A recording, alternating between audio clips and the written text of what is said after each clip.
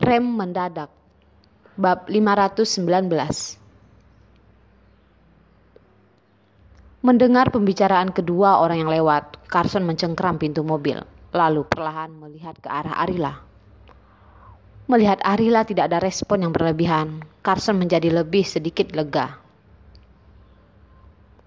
"Carson, kamu kenapa?" Arila mengkhawatirkannya. Hari ini Carson tampak berbeda, tidak seperti biasanya.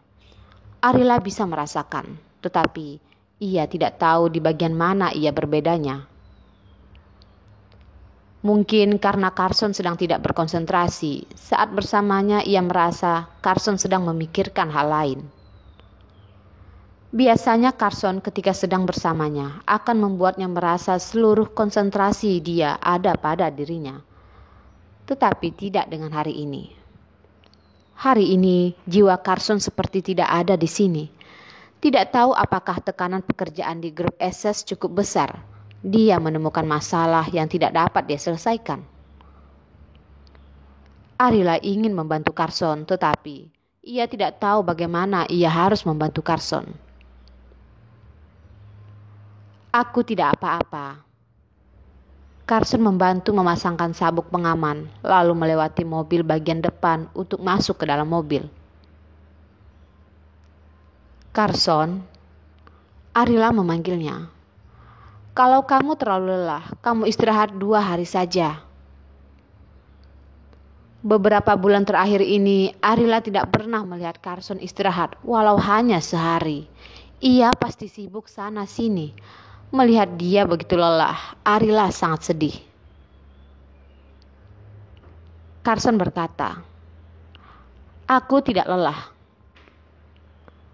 Seperti ini lagi. Lagi-lagi tidak lelah. Arila bahkan tidak dapat menghitungnya lagi. Ia sudah berapa kali berbicara seperti ini. Pria ini ingin sekali Arila memukulnya. Dia bukan robot. Mana mungkin dia tidak lelah? Arila melihat ke arahnya, marah tetapi juga sedih.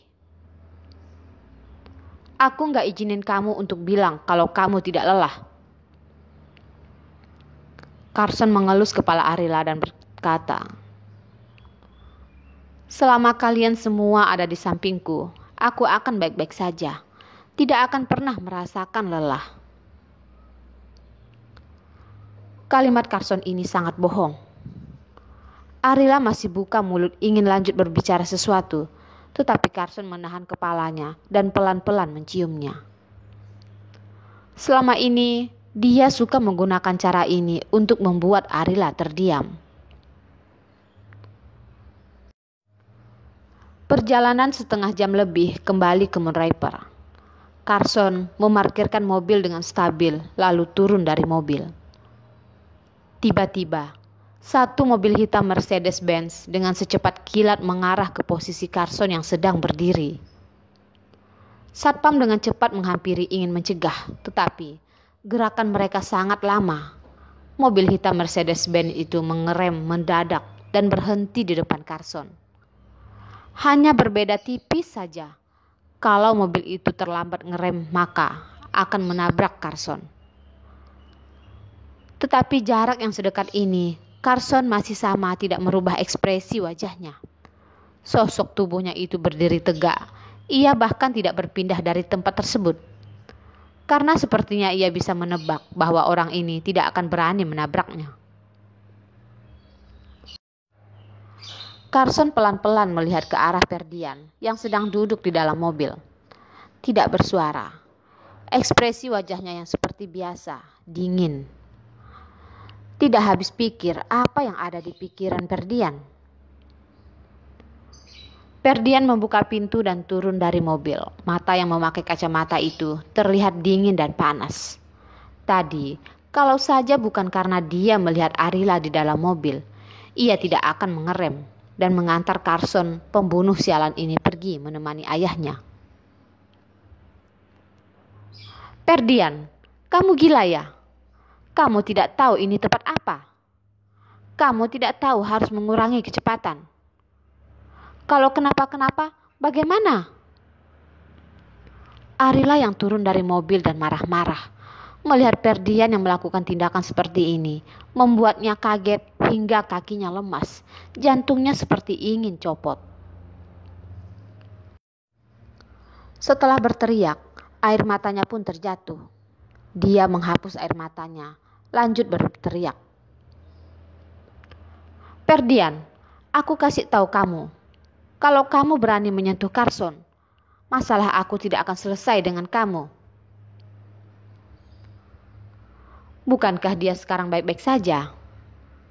Melihat Arila menangis, Ferdian menjadi luluh. Berdiri di tempat tanpa tahu harus berbuat apa. Kalau terjadi sesuatu, kamu akan berakhir. Keluarga kita juga akan berakhir. Kejadian tadi benar-benar membuat Arila kaget. Dia pikir mobil itu akan menabrak Carson. Aku bukankah baik-baik saja di sini? Dia masih tahu batasan. Carson memeluk Arila dan membiarkan air matanya menempel di kemejanya.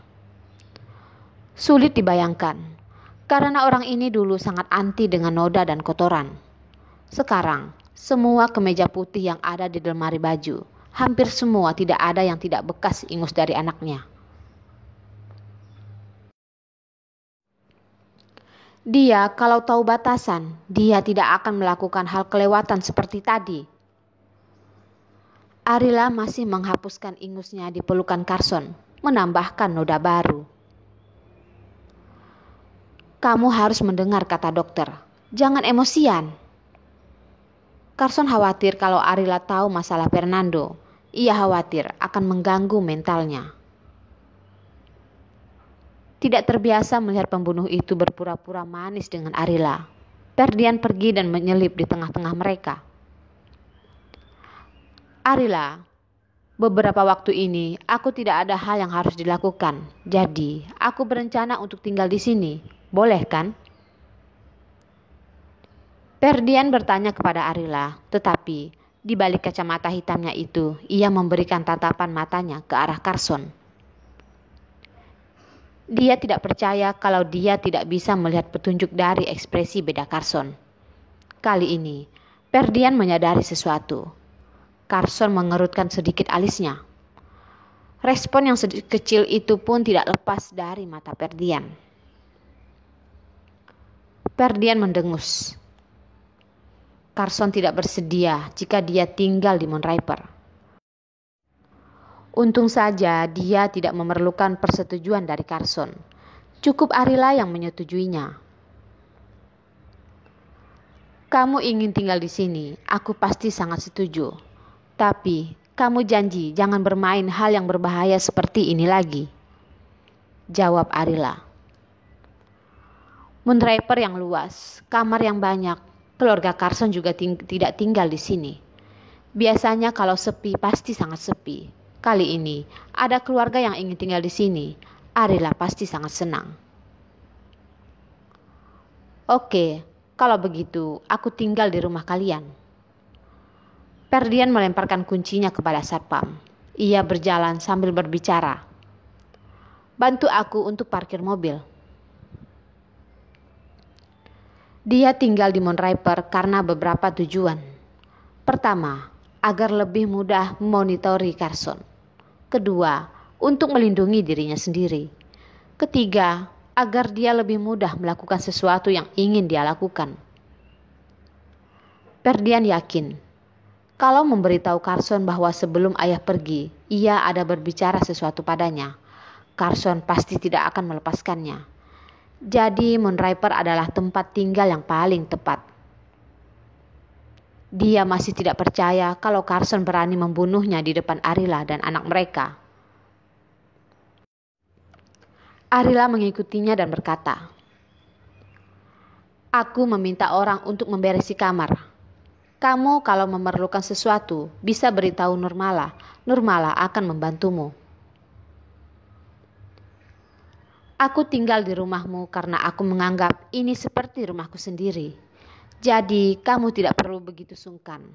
Kalau aku membutuhkan sesuatu, aku akan pergi mencari Nurmala.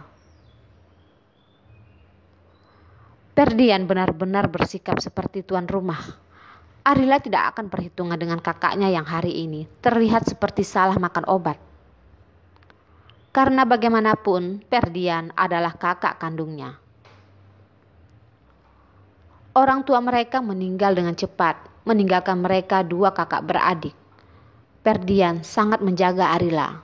Arila juga akan menjaganya. Lagi pula, Ferdian sudah berumur 30 tahunan. Tetapi di sampingnya tidak ada seorang wanita pun yang menemaninya. Melewati malam yang panjang seorang diri, pasti ada sedikit masalah dengan psikologinya. Sebagai adiknya, Arila bisa perhitungan seperti apa dengan kakaknya.